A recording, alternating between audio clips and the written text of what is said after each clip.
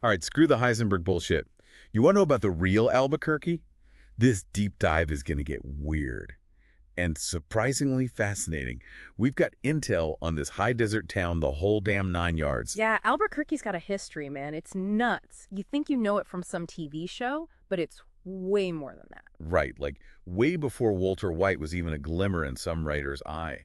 Albuquerque was already cooking. What's the story there? I'm talking centuries, man. Ancient settlements, indigenous cultures. You go to Petroglyph National Monument, you'll see what I mean. Thousands of rock carvings. You mean like caveman shit? Kinda, but way more intricate. Think ancestors of today's Pueblo peoples. Some of that stuff's over 700 years old. Damn, that's older than my grandma. So are those Pueblo communities like still around? Oh, hell yeah. Two Tiwa Pueblos, Sandia and Ileta, right outside modern Albuquerque, lived in for centuries, unbroken. Sandia Pueblo goes back to the 14th century. Wow. Talk about deep roots. So you've got this ancient vibe, then the Spaniards swagger in with their conquistador crap. Didn't they name the place after some duke or something? Damn straight. Governor of New Mexico, Don Francisco Cuervo y Valdez, named it after the Duke of Albuquerque back in 1706. Colonial history's still all over the place, especially Old Town. Check out that plaza, San Felipe Neri Church. That thing's been standing since 1793. Albuquerque's seen a lot of changes then, huh? You have no idea. Okay, so things are vibing along. Then, bam, the railroad comes crashing in 1880. That must have flipped the script, right? Totally, man. Game changer. People, businesses, all flooding in. New Albuquerque pops up around the train depot east of the old plaza. That's where today's downtown started. Sounds like a wild party. But every party has its hangover. Oh, yeah. Albuquerque's had its share of rough mornings. Like the early 20th century, everyone thinks the dry air will cure tuberculosis. So you got all these sick people coming here, sanatoriums sprouting up all over the West Mesa. It was a messed up time. And then things get even weirder. We got to talk about the whole atomic thing. Albuquerque went full on Nuketown, didn't it? You ain't kidding. Kirtland Air Force Base shows up in 39. Then Sandia National Labs a few years later. Boom! Albuquerque's in the big leagues, playing with the really dangerous toys. No way. Serious. Dead serious. They even had a couple of nuke accidents they tried to bury for years. Hold up. Nuclear accidents. What the hell happened? 1950 B-29 bomber carrying a nuke crashes near Manzano Base south of Albuquerque. Didn't go boom, thank God, but scattered radioactive shit all over. That's some scary shit, man. Did they ever clean it up? And what about this other accident you mentioned? Spill it. Eventually they cleaned it up as best they could, but for years they told everyone it was just a regular bomb. Kept it all hushed up. Then, in 57, a nuke falls off a B-52 bomber near Kirtland. Again, no boom, but more radioactive crap unleashed. Took him decades to admit to that one. Damn. Talk about skeletons in the closet. So we got ancient history, Spanish conquistadors, the railroad boom, a TB epidemic, and a secret nuke program.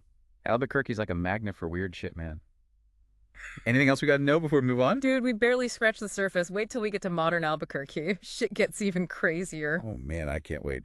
All right, so we went from ancient freaking petroglyphs to goddamn nuclear bombs.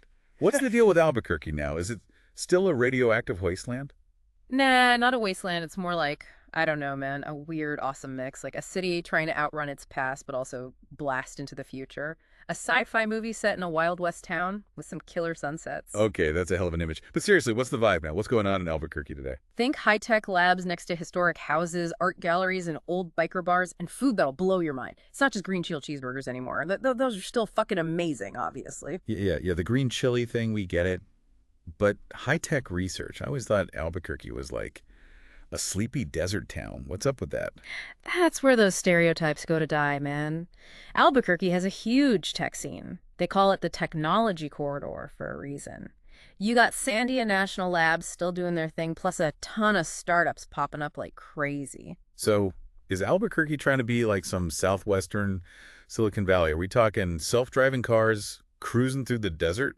There's definitely that kind of energy. They got all these tech incubators and accelerators, and you can feel it, you know? Especially in stuff like bioscience and renewable energy, it's attracting a whole new crowd. Speaking of attracting crowds, what about the art scene?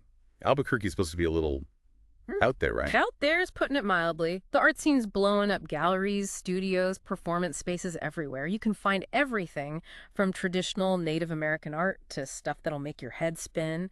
And all that history, all that culture, it all kind of gets mixed in. Makes for a pretty damn vibrant scene. So you got techies, you got artists, What about the food scene? You said it's more than just green chile, but come on, is anything really more than green chile in New Mexico? Look, don't get me wrong. Green chile is like the heart and soul of this city. But the food scene here has gone wild, man. You got Michelin star chefs, food trucks pushing the limits, and more breweries than you can count. It's a foodie's dream. Wait, breweries. Albuquerque's a beer town now. Who knew? Oh yeah, the craft beer scene's exploded, like over 20 breweries, a lot of them using local ingredients, crazy flavors. It's becoming a destination for beer snobs. Okay, you've convinced me. I'm booking a flight to Albuquerque, like right now. Right. But before I do, we got to talk about the elephant in the room. You know what I'm talking about, right? Breaking Bad. Bingo. That show made Albuquerque famous, but I bet not everyone's thrilled about being known for meth and RV explosions. What's the deal there? It's complicated, man. Yeah, the show brought in a ton of money, got people talking about Albuquerque, but some locals are over it. They're tired of the whole Breaking Bad thing. They want people to see the real city, the history, the culture, all the stuff we've been talking about. Right, it's like going to Paris and only wanting to see the Eiffel Tower. Mm.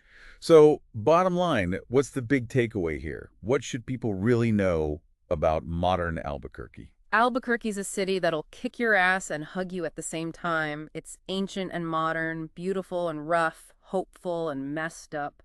It's a city that keeps you guessing. I like that. It's Yeah. a city that keeps you guessing. So we've got tech, art, food. What else makes Albuquerque tick?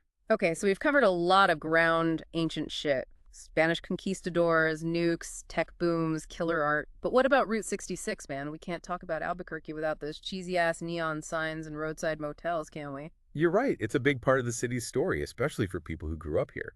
Route 66 cut right through the heart of Albuquerque, and it left its mark, good and bad. Yeah, you can still see those old motel, the diners, those crazy neon signs on Central Avenue. It's like a time warp. Total time warp. There's this nostalgia there, like a reminder of simpler time. But wasn't Route 66 also like a symbol of white flight and the decline of cities? Didn't it contribute to all that urban sprawl Albuquerque's dealing with? Yeah, that's the other side of the coin. Route 66 meant freedom for some, but for others it meant getting pushed out of their homes. As Albuquerque spread out along the highway, downtown got hollowed out. And yeah, the city's still paying the price for that sprawl, traffic, pollution, you name it. So what's next for Albuquerque?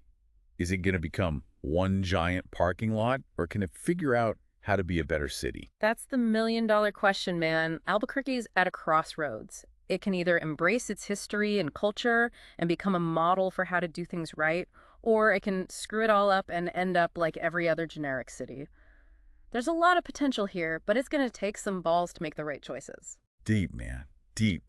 So we've talked about ancient petroglyphs, nuclear bombs, Walter White's underwear. What's the thing that sticks out to you about Albuquerque?